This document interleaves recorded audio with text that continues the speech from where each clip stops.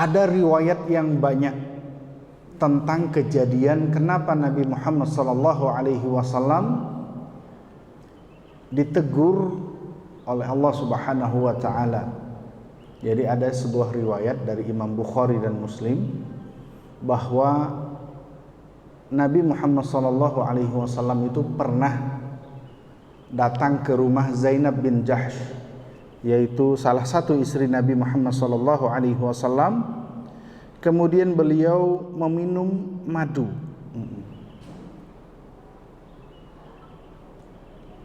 Kemudian lama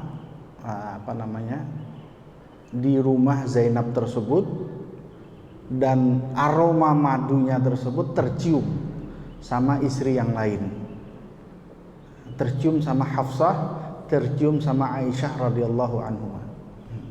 Kemudian yang kedua, istri Nabi tersebut tidak suka dengan aroma tersebut dan tidak suka dengan Rasulullah berlama-lama di rumah tersebut, dan cemburu.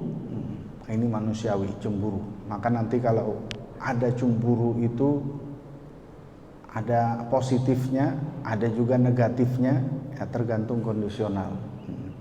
Bagaimana cemburu yang positif?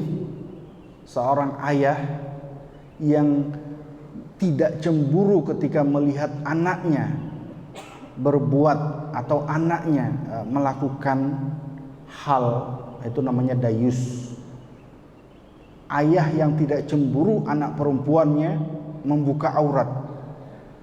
Ayah yang tidak cemburu anak perempuannya berjalan berdua tanpa mahram dengan laki-laki yang bukan mahram, atau ayah yang tidak cemburu anak perempuannya berpacaran, itu namanya dayus.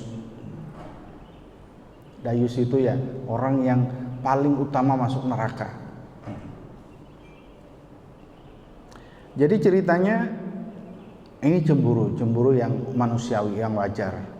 Maka Rasulullah SAW mengatakan, kalau begitu saya haramkan diri saya untuk datang ke rumahnya. Maksud mengharamkan, nggak datang lagi saya ke rumahnya. Itu cara Nabi untuk menghibur istri yang cemburu tersebut. Maka ditegur dalam ayat ini, ya ayyuhan nabi lima tuharrimu ma halallahu laka tabtaghi mardata azwajika. Jadi karena ingin menyenangkan istrinya, kemudian Rasulullah mengatakan sesuatu yang tidak pantas. Mestinya nggak usah ngomong seperti itu, mestinya. Ada riwayat lain yang mengatakan bahwa Rasulullah SAW punya istri namanya Maria Al-Qibtiyah. Jadi rumah tangga Nabi itu hidup di sekitaran Masjid Nabawi yang sekarang menjadi masjid semuanya. Jadi samping-samping masjid itu rumah-rumah Rasulullah. Nah kebetulan ada istri Nabi SAW yang tidak tinggal di situ, namanya Maria Al-Qibtiyah. Kemudian tiba-tiba Maria Al-Qibtiyah tersebut datang mengunjungi Rasulullah SAW dan masuklah ke ruangan Aisyah. Lalu singkat cerita, Maria Qibtiyah itu berlama-lama di situ, sedangkan Aisyah tidak di situ. Maka dilaporkan sama istri Nabi yang lain namanya Hafsah, wahai Aisyah, tadi ada Maria Qibtiyah. Kemudian berlama-lama Aisyah cemburu. Lalu kata Rasulullah SAW, aku tidak lagi mendatangi rumah Maria Al-Qibtiyah tersebut. Maka itu riwayat yang lain. Padahal tidak semestinya hal itu diucapkan.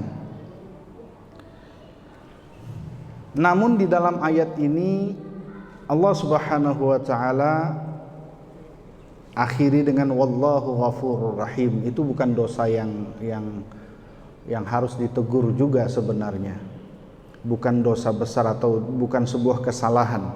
Tetapi Allah Subhanahu wa taala katakan wallahu ghafurur rahim, tasliyatan, sebagai penguat